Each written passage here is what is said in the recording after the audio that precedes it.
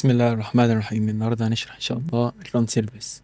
الران سيرفيس عبارة عن قلب اللعبة، الحاجة اللي بتحرك اللعبة، المسؤولة عن الفيزياء والحركة، كل حاجة. عندنا في الران سيرفيس 3 انواع: الستيبد، الهارت بيت، والريندر ستيب. هنتعرف النهارده عليهم هما التلاتة، وهنشوف مين اللي بيجي قبليهم ومين اسرع واحد فيهم. اول حاجة خلينا نبدأ. عشان نجيب الران سيرفيس هنكتب لوكال، نعرفها بأي متغير، وعشان نستدعي هنكتب جيم دوت جيت سيرفيس ران سيرفيس. اول حاجة عندنا هي الستيب بتيجي قبل الفيزياء. يعني انت مثلا دلوقتي الجسم قبل ما يتحرك لازم بيحسب الحركة بتاعته بتروح فين، فهو ده عبارة عن الفيزياء. فهو انا الستيب دي لو شغلت الستيب فهو هيطبع لك الحاجة قبل ما يحصل الفيزياء. عشان نشوفها بالكود هنكتب run service دوت ستيب دوت كونكت فانكشن. عندنا الفانكشن هي بتاخد مننا الوقت والدلتا تايم. الوقت مش مهم اوي دلوقتي، خلينا نشرح الدلتا تايم. الدلتا تايم باختصار عبارة عن الفرق بين كل فريم. مثلا اللعبة هيعتبر اللي حصل هنا دلوقتي كده، انت حركته من هنا لهنا، ده عبارة عن فريم. فهو بيحسب لك الوقت اللي البارت خده من هنا، الفريم خده من هنا لحد ما يوصل للفريم التاني. فهو بيحسب الوقت ما بينهم هما الاتنين، الحركة اللي هنا. ده بيساعدنا يعني عشان لو في فرق بين جهاز، مثلا جهاز 30 فريم وجهاز تاني 60 فريم، فهو بيحل المشكلة بين السرعة ما بينهم. يعني لو عندك جهازك مثلا 120 اف بس هيبقى أسرع من الجهاز العادي، فهنا بيحاول يحل المشكلة شوية. فلو جينا مثلا نطبع فريم اللو،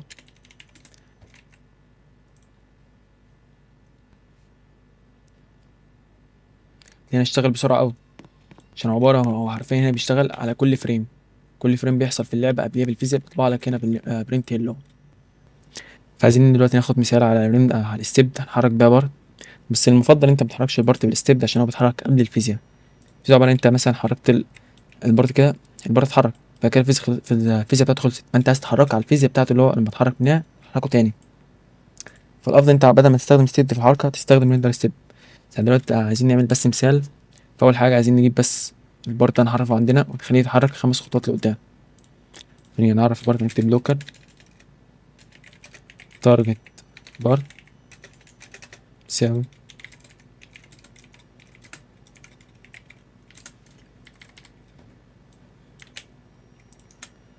جبنا التارجت بارت، السي فريم بتاع التارجت بارت، وهنجيب نفس الموقع بتاعه وهنزود عليه، هنزود عليه اللي هو نخليه يتحرك في نفس الاتجاه بتاعه في وشه.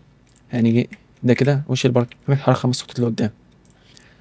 وهنا السرعة بتاعته خلينا نشيل بس أول سي فريم عشان نشوف الفرق ما بينهم.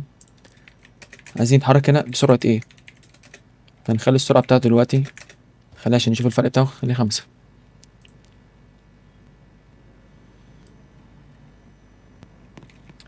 ملحقناش نشوف البارت ما بيتحركش، نسيت احط ويت بس كده عشان نستنى قبل ما الكود يشتغل.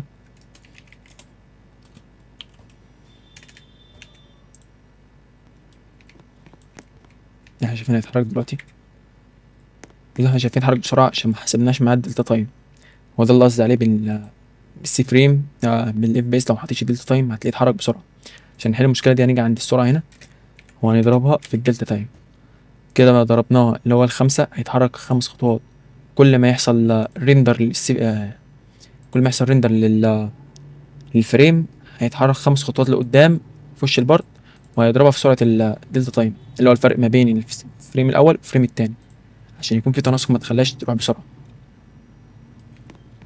سنة 3 ثواني، زي ما احنا شايفين اتحرك 5 خطوات بالظبط، ما جريش على طول كده عشان ضربناه ده بالدلتا تايم، الفرق بين الفريم الأول والفريم التاني.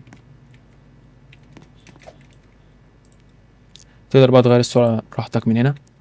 كده خلصنا أول واحدة اللي هي الستيب. خش على بعديها الهارت بيت. هيرت بيت هيرت بيت دوت هيرت بيت، نفس الحاجة فانكشن، بس هنا بقى ما بياخدش منها التايم، هناخد منها عند على طول الدلتا تايم.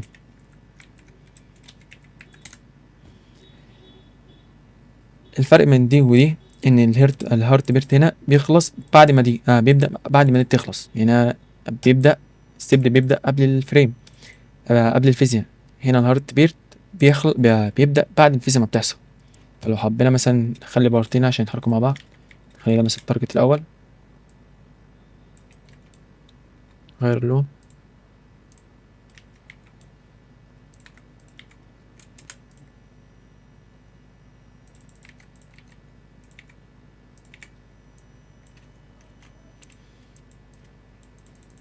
هنعمل نفس الكود هنا، خطوات مشكلة بسيطة في الكود بس كده هنا.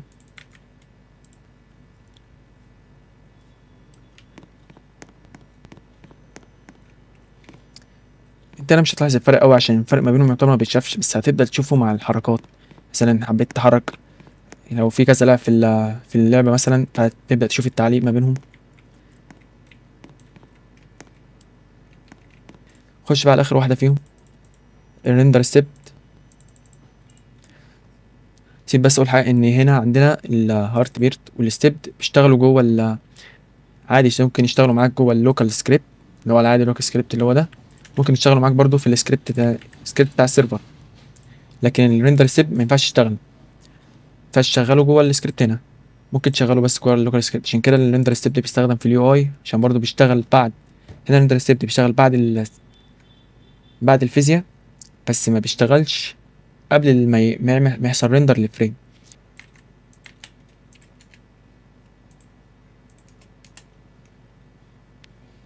خلينا ناخد مثال برضو، هو هنعمل بارت غيرهم تالت.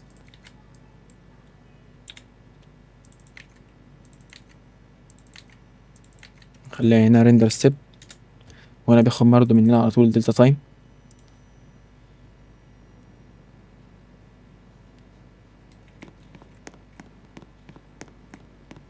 وزي ما انت شايف مش هتحس قوي بالفرق من السرعه ما بينهم، غير لو جربته بقى في حاجات لما يكون معاك لاعبين كتير. بس باختصار بسيط، الستيب بيحصل اسرع واحد ما بينهم، بعد كده بيجي بعديها الريندر ستيب، بعد كده بيجي بعديها الهارت بيت. واستخدامات الستيب ممكن تستخدمها في حساب السرعات، ممكن تستخدم بيها حساب فيزياء سرعه، حساب تضرب مثلا او تجمع. بس مينفعش تستخدمها في الحركه، او ممكن تستخدمها في الحركه بس هتحس بلاك كده بتتحرك قبل ما يحصل فيز ذات نفسها.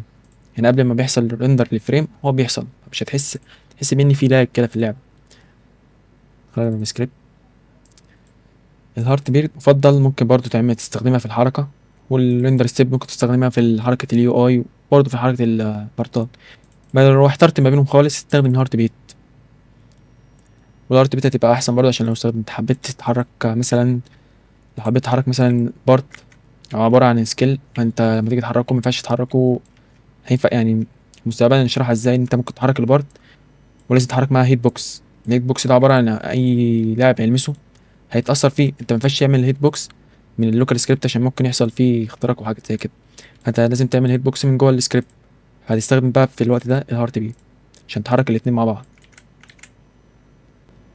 في الفيديو بس اتلخبطت وقلت ان الريندر ستيب اسرع من الهارت بيت. لا، هارت بيت هي اسرع من هنا، هو كانوا جايين بالترتيب، قبل الفيزياء، بعد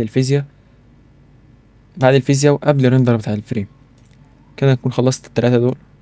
مش هتحس بالفرق ما بينهم غير لما تلاقي كذا لاعب في اللعبة ذات نفسها، بس عموما هما دول بالترتيب. كان خلصنا دول. خش بقى على الاس كلاينت والاس سيرفر.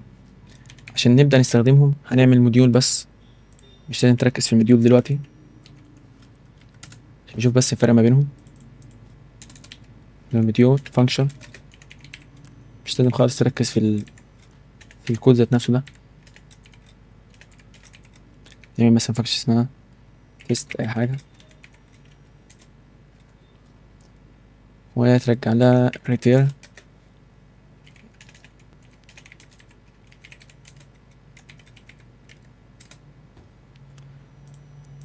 وهنستدعي المديول دي هنا.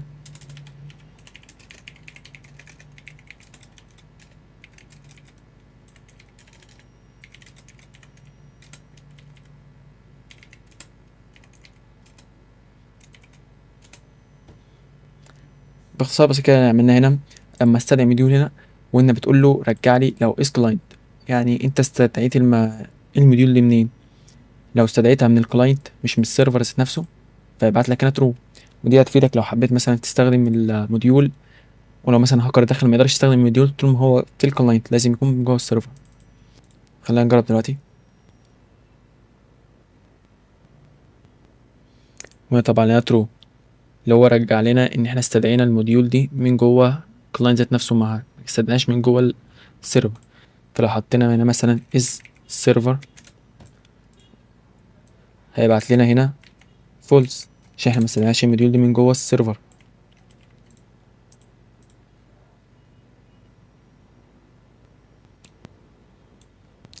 طبعا هنا false.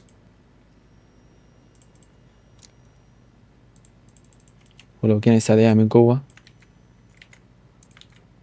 هنعمل سكريبت ونستدعيها هنا هيطبعها لنا هنا true. نقف بس السكريبت هنا.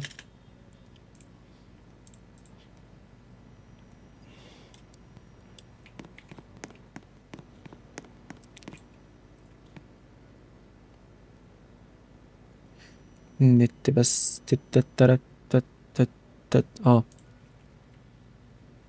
لازم تحط مديول تحتها عشان احنا عرفنا المديول ان هو جوه السكريبت ذات نفسه كده.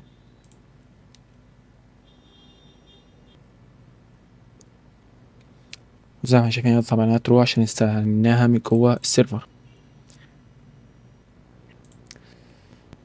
وبكده نكون خلصنا شرح السيرفر سيرفيس. لو ما فهمتهاش او ما تقلقش، ان شاء الله الفيديو الجاي هنعرف استخداماتها كويس لما نشرح فيها الريكاست. الريكاست هو عبارة لحد ما نشرح فيديو بس، هو عبارة عن نظام هيت بوكس. يعني انت مثلا هتبقى عندك الريكاست واي حد هيلمسه هيبقى لك ان هو لمسه، وهتعرف بالظبط ايه بالظبط استعملتها وهنستفاد بيها اول ران سيرفيس. انتظرونا في فيديوهات قادمة.